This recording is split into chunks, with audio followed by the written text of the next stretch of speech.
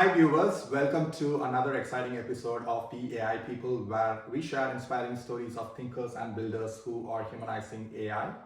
Today we have a really interesting topic which is AI and healthcare, and I have with me Swathi, who's an expert in building AI agents. I'll let Swathi introduce herself.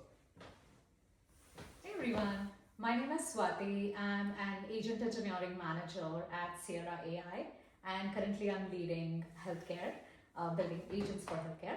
And before this, I was at Anthropic, leading the enterprise strategy for Cloud.ai and also the MCP strategy and connectivity strategy within Cloud.ai. Yeah, that's me, and I'm excited to be talking to Vivek. Fantastic, thank you Swati. And I do want to let you know that the first time that I really saw the transformative potential of AI being applied in healthcare was at NVIDIA GTC conference 2 years ago. I was at the keynote, and Jensen made this bold claim that he, along with his team at NVIDIA, they are just going to create a new industry or market out of healthcare, which is at the intersection of AI and healthcare. And back then, 2 years ago, it was all about generative AI. How can you use these systems to, for drug discovery, help deliver the best care possible to patients, and how do you follow up with these patients? How do you manage the health of the population, etc. And fast forward 2 years now at NVIDIA GTC, the whole talk is around Agentic AI, physical AI. So the technology keeps evolving, but the conviction that the technology can be applied in a massive industry like healthcare and disrupt it at the core and deliver outcomes for all these stakeholders, that's immense, and I'm glad that I'm chatting with you about this topic. So I do know that a lot of these agentic AI systems specifically, right, they're moving from being just co-pilots to being collaborators with different constituents in the healthcare system. For example, why do you see the biggest opportunity at the intersection of AI and healthcare in the next 2 to 3 years? I don't want to talk, long term, 3 to 5 years, that's right. because it's not possible to, predict how things will pan out. But let's say in the next few years, where do you see this heading? Yeah. So the immediate need, or like in the next 2 to 3 years, as ironic as it sounds, I would say the major place where we can make a lot of strides is creating more human experiences using AI. And by that, what I mean is, if you think about it, especially in the healthcare line, people who call in for support are people who are going through some medical situation. They are distressed, they are looking for answers, and now you have an entity that has immense amount of patience and empathy, does not rush you through things, and is able to talk to you and give you time to process and brainstorm that right solution for you. So I feel like there is a lot of humanness we can bring with these experiences. And the other way I think about it is what I call is situational personalization. So if you think about app personalization, it's more like, I know who you are, you're Swathi, you have this plan, and that's great, great context. But then if there is someone who is calling in because their child has a fever that would not go down, and when they're talking to an agent and you hear the child crying in the background, so then at the moment, what matters to me is someone understanding my situation there at that moment. And now you're able to personalize based on that situation, and that has a deeper impact, right? So I would say those two are extremely important. And the third thing which really excites me over here is the fact that now, because you have these entities that can give you that immense time and patience through your moments of frustrations, you can free up the actual humans to give better human care. By that, what I mean is today, a lot of times, like live agents are rushed through a queue and then they cannot give enough time. And now you free up these live agents to actually give more human experiences. And they want to give it, but they are constrained by a lot of things in the system. And now you're evolving the system so that humans can be there for humans. So that's how I think about it.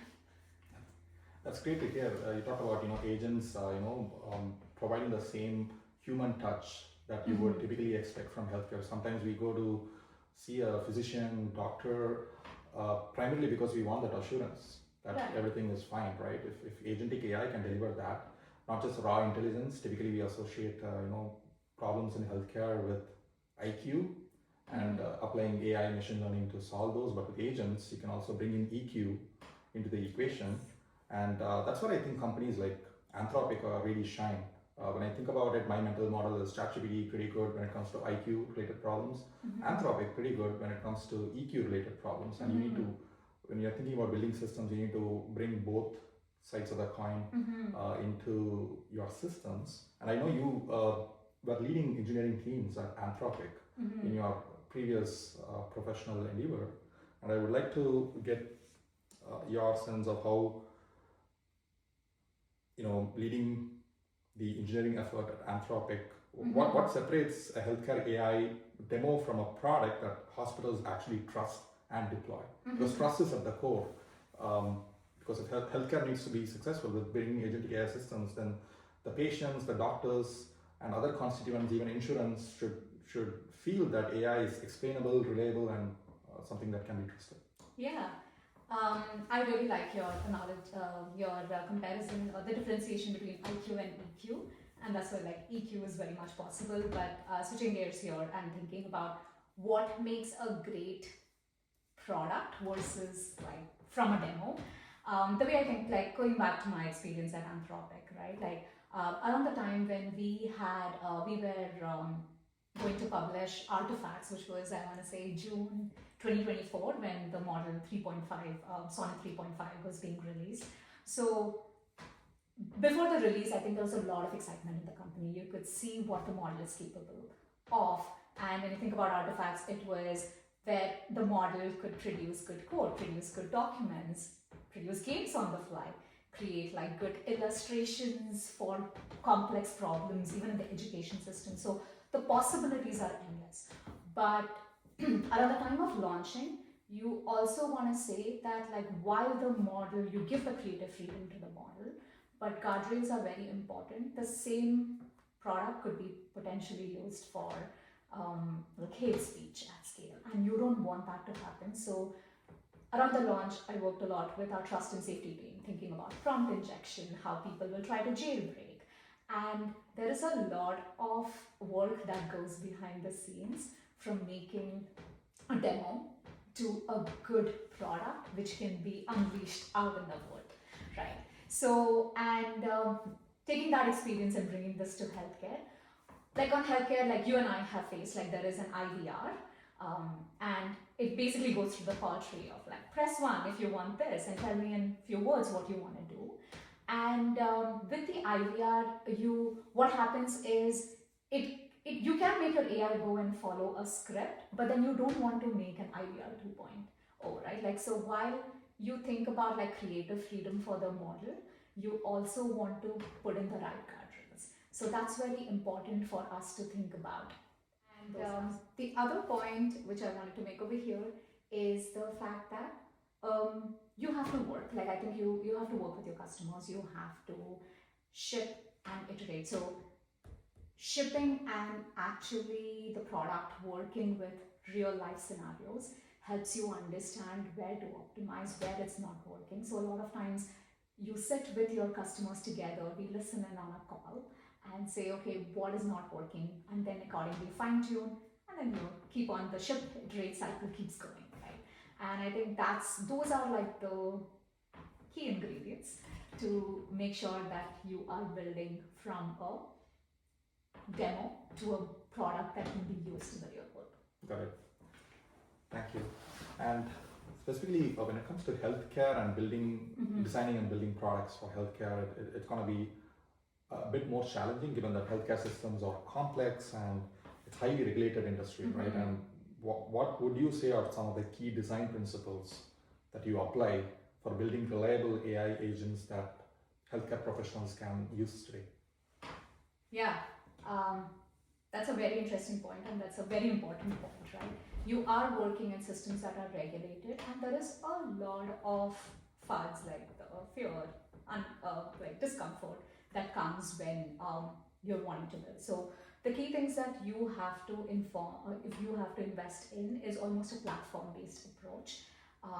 It is not an LLM that's just wrapped around an application and then you ship it. There's a lot that goes behind it. And specifically for guardrails, like the way I think about it, is we invest, like at Sierra, our platform invests a lot in something called as simulations. So what that means is even before you release those agents out in the world, you have to be able to simulate a lot of scenarios, and that comes from past experiences. Look at the issues that were filed with your customer, sit and look at, like, what are the things that have not worked in the past and what you are trying to change.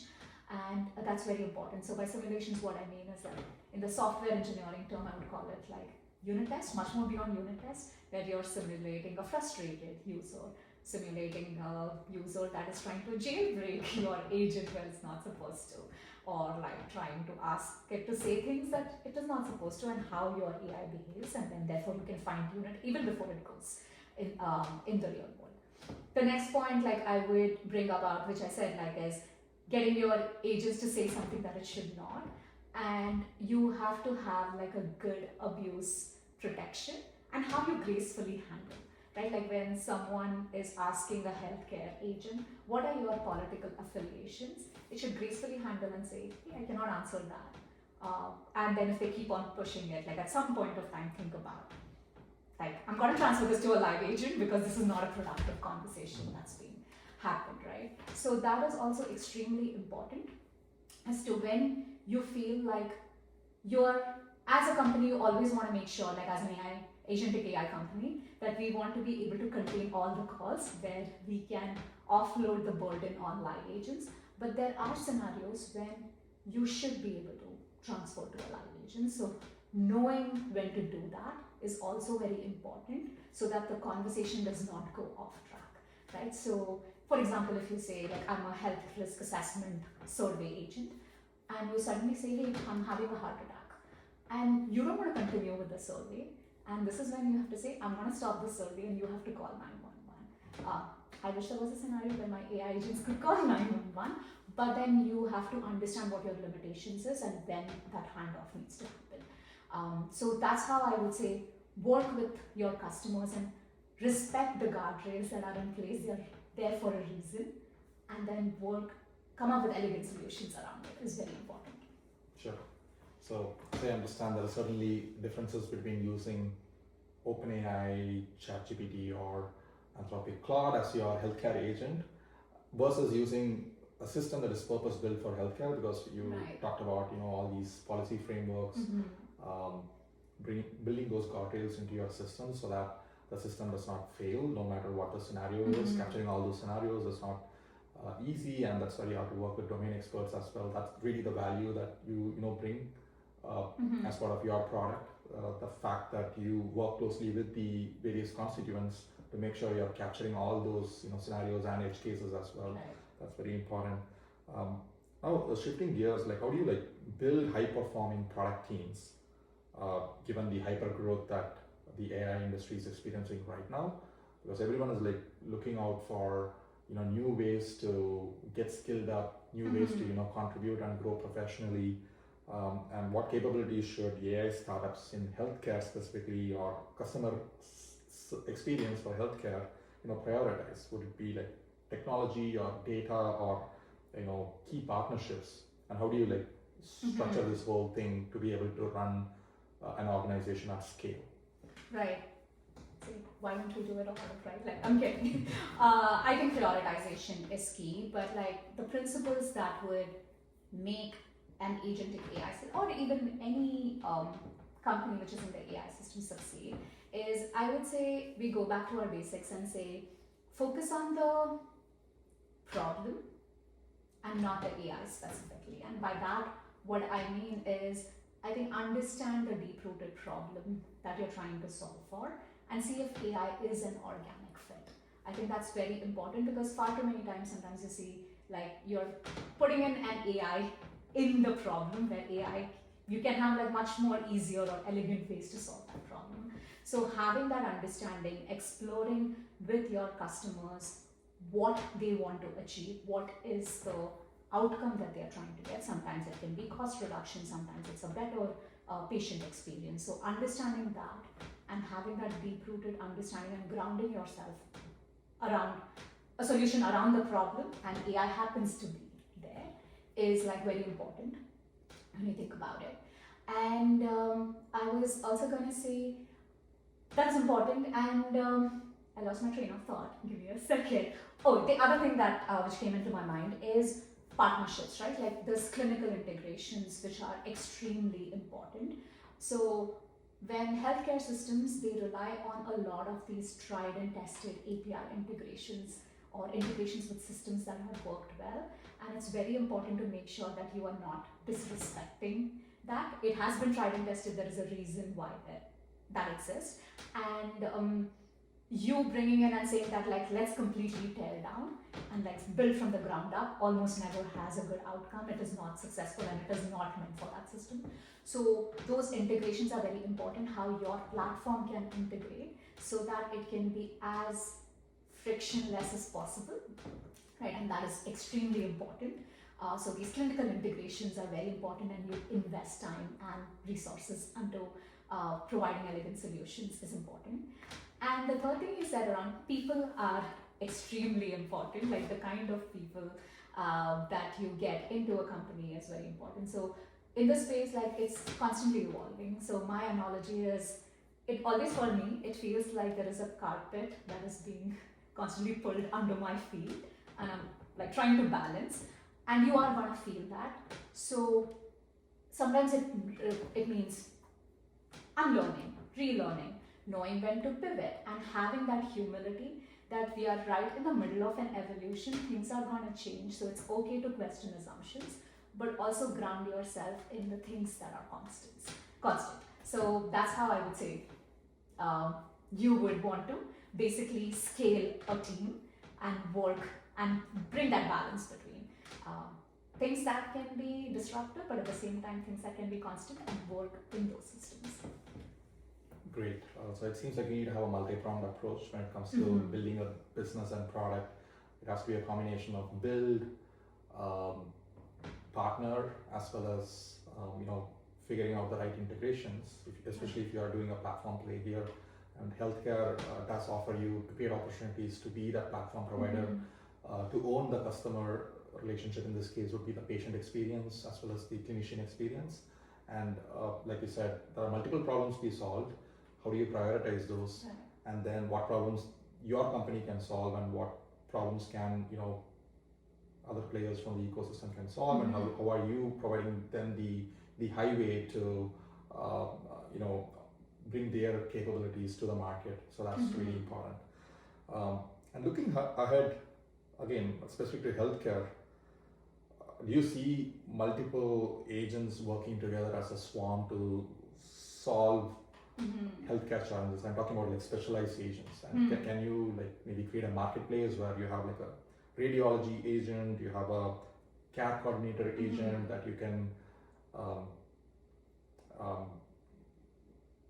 you can invoke depending on what problem you're trying to solve, what job needs to be done, and create that flexible orchestration layer so that people who are building solutions on top or apps on top can through APIs leverage these specialized capabilities. Yeah.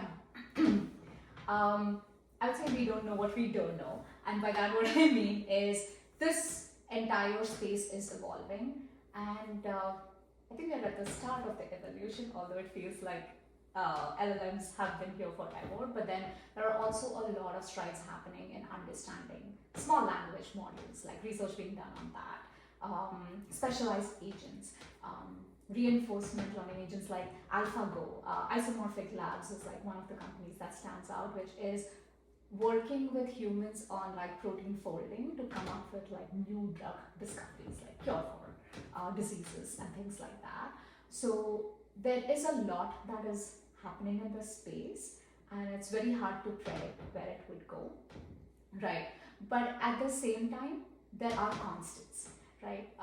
By that what I mean is, in the healthcare space, people are going to have health issues, they're gonna have problems, unless we figure out immortality, that's a altogether a different thing. But then it is, and in times of distress, they are gonna be stressed out. They need to have someone tell them what to do, and those are the constants that you ground yourself in. So then when you think about it like that, then a specialized versus a generalized agent becomes more of an engineering problem, but both these agents have to be solving for the human. And also, if you come to think of it, there is a big, there is almost like a very good potential for us to revolutionize how interactions work. And by that, what I mean is like when computers came in, right? Like when apps came in, touch screens came in, it was human was required to learn the technology and like how to work with these interfaces. And now we are at the brink of that revolution where these technologies can learn us. So in healthcare, if you think about it, so far we have been trying to navigate the system, we as in patients, and trying to navigate like, and it's a complex system and you try to see what basically sticks. And because of that, there's a lot of decision fatigue. And now when these agents come in, now the healthcare system through these agents are trying to learn their humans and how to provide the right care at that moment when it matters. So it's almost like we are having a flip in the story where these interfaces are learning us as opposed to the humans learning the interface. And we don't know the answer, but then there is definitely an incredible opportunity for us to cause revolutions, even if we don't know the answer. Sure. So that's a very powerful point that you make, that the interface, which is essentially AI agents, can now learn from us, learn about us, versus the other way around, which is what we've been typically used to. And this kind of raises some existential questions, especially among students and early stage founders who are trying to build their credential, starting a company or joining a company like OpenAI, Anthropic, for example. They're like trying to figure out how to position themselves. Where do they need to invest their time and energy, etc. So, as someone who has been very successful working in the product and engineering organization at some of these top companies based in the Bay Area, what advice would you give to a founder who's building an AI startup, especially someone who is considering tackling a very challenging problem, let's say in healthcare? How do they get things together? How do they initiate things on their end to set themselves for success? I would say I'll go with like the mistake that they should avoid, right? Like, and then ground my answers more on that, is like a mistake that they should avoid. Like, if I have to think about like one big thing, is again, I like ironies apparently. So don't fall in love with the AI, fall in love with the problem if you want to create a successful AI company. And by that, what I mean is this technology and like the space is constantly evolving, and you are gonna have like tons of competition. There are gonna be times where you lose a deal to a competitor, and it is an intense space. It's almost like a lifestyle you adopt when you start a company in this space. So it is easier for you to be more resilient by grounding towards a problem that you deeply resonate with and that is aligned to your values and truly want to solve for the person who is doing it. Like in the healthcare space, there is a lot of decision fatigue. There are like people who are stressed with the system. So you are providing a solution which removes that decision fatigue out, and you give them guidance, as opposed to, it is not like I'm trying to go to a retail store trying to choose between two shoes. It's more like they want a solution and I'm stressed and I don't know what to do. And that's why like you come in and solve it for them in a way that can remove some of that stress, right? And I think we are at this place where it's a beautiful time in tech, where we have this incredible entity and an incredible technology in front of us. So if you come up with the right problem, if you are basically solving for the right problem, and if the technology is right, I think there is a beautiful opportunity for you to create that revolution. So don't waste that opportunity, would be my advice. Fantastic. Thank you so much, Swathi, for being with the AI people today. And I personally enjoyed the conversation. I'm pretty sure the viewers also gained a lot of valuable insights. and wish you good luck with your current endeavor and the problems that you are trying to solve with Agentic AI and technologies that will keep coming in the next few years. Well, thank you so much, viewers, for watching this video. We'll catch you soon on another exciting video soon.